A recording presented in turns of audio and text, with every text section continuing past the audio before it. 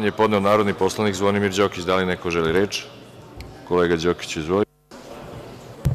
Zahvaljujem.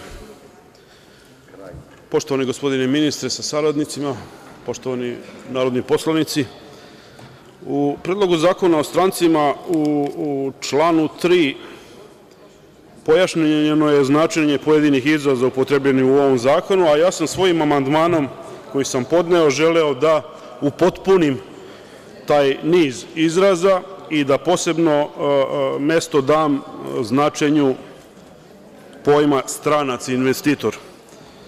Ja sam predložio da se u članu 3 Predloga zakona o strancima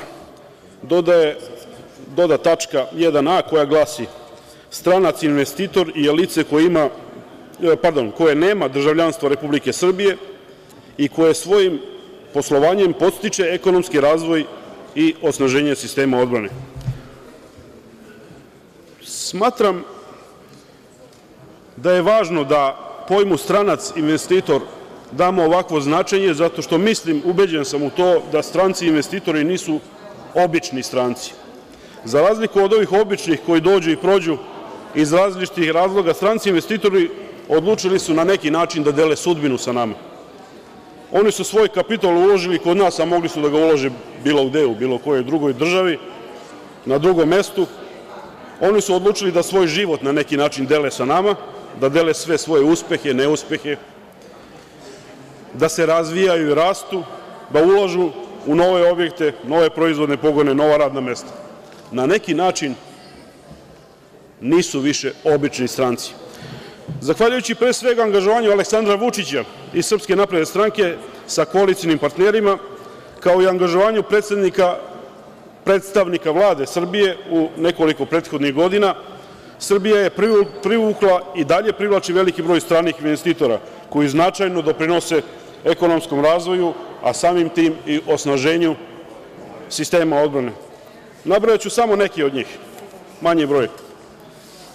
„Cuntobel“, fabrika rasvetnih sistema u Nišu, investicija vredna oko 30 miliona evra, biće zaposleno 1.000 radnika.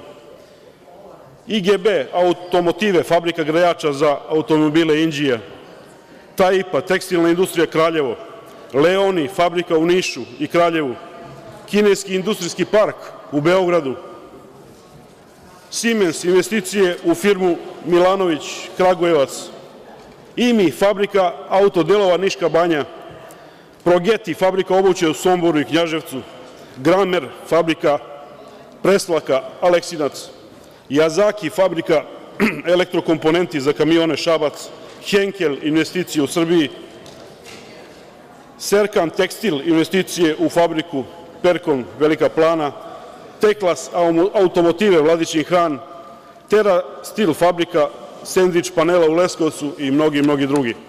Ovakav uspeh u ekonomskom razvoju Republike Srbije, za koji su svakako najzaslužniji Aleksandar Vučić i SNS, svi ovi predstavnici opozicije koji su nekad bili na vlasti nisu mogli da sanjaju ni u svojim najlepšim snovima.